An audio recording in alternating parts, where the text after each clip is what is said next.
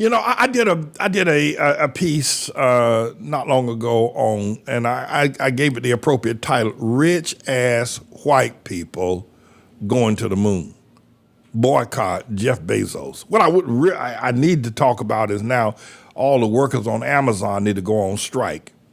That they spend billions of dollars to send that rocket up to the moon, put that fat William Shatner, who played Captain Kirk on the space trip, whatever it was, Star Trek, sent him up there with his fat self. And my thing is, I got ticked off by that, but I'm not the only one. Prince William, the oldest, Princess Diana's boy, he's ticked off as well. I'm going to let you hear what he had to say about this. I'm glad that there's something that we can agree on. My son, with Princess Diana's son, was ticked, spending all that money. And these rich people ain't got nothing to do. Anyway, Mr. Engineer, go ahead. For me particularly, the idea that space race is on at the moment, we've seen everyone trying to get space tourism going, is the idea that we need some of the world's greatest brains and minds fixed on trying to repair this planet, not trying to find the next place to go and live. And I think that ultimately is what sold it for me, is that really is quite crucial. We need to be focusing on this one rather than giving up and heading out into space to try and think of solutions for the future. Having said that, though, would you like to be a space tourist one day? Do you know what? I have absolutely no interest in going that high. I'm a pilot, but I'm a helicopter pilot, so I stay reasonably close to the ground. I've been up to 65,000 feet once in a plane, and that was truly terrifying. Right. And that's high enough. Do you go weightless at that point? Not quite, but the sky is black above you, and you can see the curve of the Earth. Yeah. That's close enough to space to me, because you can come back down again. It's in the orbit. Diana's son said, and I agree, that this is an insult to humanity. And the prince said, Prince William said, rather than you ought to be trying to fix the problems on planet Earth. And there's a lot of poverty, there's a lot of brokenness, there's a whole lot of needs, so that billions of dollars could have gone, rather than blowing it out the rear end of some sort of a rocket called Blue Origin, taking overweight William Shatner up there for 3 minutes and come back down and crying and weeping like a little baby. Then they take out champagne bottles costing more than $5,000 a bottle or something like that and start spraying it all over. This is an insult. That is an insult. And it's ridiculous that this kind of thing is going on planet. And Jeff Bezos got all that money because he owns Amazon, and Amazon, Walmart, and Facebook run the world now, not politicians, not Putin or Biden or none of them. Amazon and Facebook and Walmart, they run the world now. That's right. And all that money he got, gonna burn it out the rear end of a rocket, gonna burn billions of dollars per second going up there, 6 miles high, 7, whatever it is they went up there, and up there for 3 minutes and back down, and here they come back down again as if they've done something great. I would suggest to Amazon employees, y'all ought to go on strike. There are people that work for Amazon right now that are having trouble paying their rent. That's right. There are people that work for Amazon, packing packages, driving trucks, cleaning bathrooms, mopping floors, whatever it is that needs to get done. They got Jeff Bezos, who looked like Satan's son, all that money. And yet the workers at Amazon, that money that was used to burn that money being burned. When you saw that rocket going up in the air and that flame posted, that was billions of dollars being burned at the end of that tin can they call a capsule. While if they'd used the same money to evenly distribute that same money that Jeff Bezos has used over the last couple of months with these rocket flights to the employees of Amazon, everybody could have gotten a raise. And baby could get some new shoes. And some of the pangs of financial hardships would have been eased. No, not Jeff Bezos didn't see that. He thinks the best way to keep his employees in line is to keep them poor. That's what he thinks. A lot of people think that way. Walmart, the same thing. You go to work for Walmart, the prices are cheap at Walmart, but the wages are cheaper than the prices.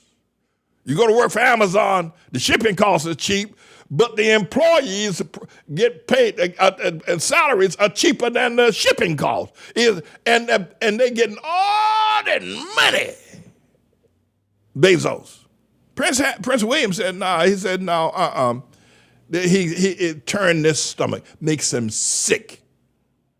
And the media, that's another one. Something ought to happen to the media as well for running out there covering that. The media said, no, we ain't covering this. We're not giving this in public. That's all that Bezos boy wants, looking like the son of Satan. That's all he wants is publicity. It got nothing else to do with his money or his time. You know, one of my engineers told me about Gil Scott Heron. Y'all don't know him, but you're going to get to know him right now. Who wrote a poem about this moon travel, right? And I think it's most appropriate. It is years ago he wrote this about these rich-ass white people. By the way, you know, say, Pastor Manny, you cuss. The answer's in the Bible. Everyone except yours. No, I just use biblical terms because it's in the Bible. I use it at a place I find most appropriate. I have that kind of liberty. Anyway, Mr. Engineer, here, Prince William and Gil Scott Heron are on the same page. Go ahead, Mr. Engineer. Poem said, a rat done bit my sister Nell with Whitey on the moon, and her face and arms began to swell, and Whitey's on the moon. I can't pay no doctor bills, but Whitey's on the moon. 10 years from now, I'll be paying still while Whitey's on the moon. You know the man just upped my rent last night? Because Whitey's on the moon. No hot water, no toilets, and no lights, but Whitey's on the moon. I wonder why he's upping me. Because Whitey's on the moon? I was already giving him $50 a week, and now Whitey's on the moon. Taxes taking my whole damn check. The junkies make me a nervous wreck. The price of food is going up. And as if all that crap wasn't enough, a rat done bit my sister Nell with Whitey on the moon. Her face and arms began to swell, and Whitey's on the moon. Was all that money I made last year for Whitey on the moon? How come I ain't got no money here? Whitey's on the moon. You know, I just about had my fill of Whitey on the moon. I think I'll send these doctor bills, airmail special, to Whitey on the moon. You know, Gil Scott Heron was quite a prophet. You know, he became most notable for his poem, The Revolution Will Not Be Televised. That was back in 1960. We're talking about 50, 60 years ago. The Revolution Will Not Be Televised. Whitey on the moon.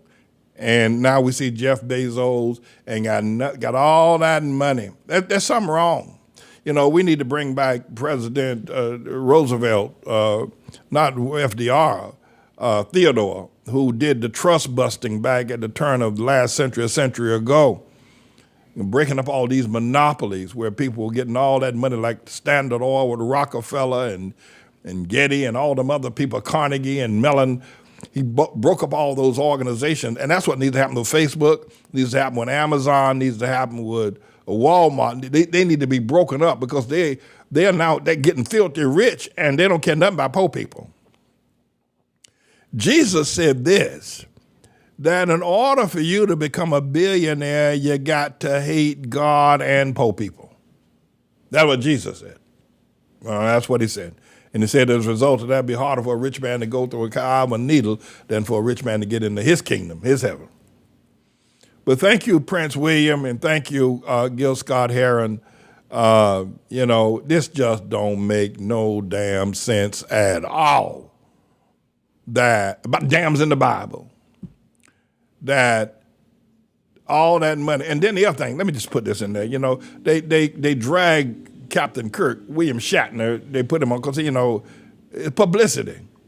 And then William Shatner, Captain Kirk, was standing there in front of Jeff Bezos, who looked like, that boy looked like, he looks like a devil, you know? I mean, if said somebody draw a picture of what one looked like. And William Shatner, Captain William Shatner was there crying like a little 6-year-old girl, weeping and wiping, and he was trying to figure out what the hell to say, you know, because it won't nothing to it. Prince William just said that, you know, flying his aircraft, you go up to the edge of space anyway, and it gets black. That's high enough for him, high enough for everybody else. And so William Shatner, I watched it yesterday, and William Shatner was trying to figure out, trying to be poetic. He was trying to be a Langston Hughes or somebody, or I don't know, a Longfellow or Edgar Allan Poe. He's trying to make himself. He's trying to figure out what there's nothing. He's trying to say, this is the greatest experience of my life. You know, I took issue with that, not because I figured that, you know, the best experience of your life is getting saved with Jesus, but there are a whole lot of other things that's better than flying up to the edge of the universe, which is about 7 or 8 miles high. I don't know how high it is, you know, and being weightless for 3 minutes. That everything in your life is less than that. You must be some kind of a new fool. You know, and even some of the people that are astronauts, right? This Hamite sister, who's actually an astronaut, who's up there for like 4 or 5 weeks. She said 3 minutes don't mean nothing. But William Shatner was trying to. He was kissing up to this Bezos boy. He's standing there trying to figure out something to say so it can sound like Longfellow or somebody, or Edgar Allan Poe, or, you know, Langston. He was trying to sound poetic, you know, philosophical, as if, all of a sudden I go from life to death, from the light, the blue light to the black light is like, you know, and it all fell like a lead stone in the middle of a lake.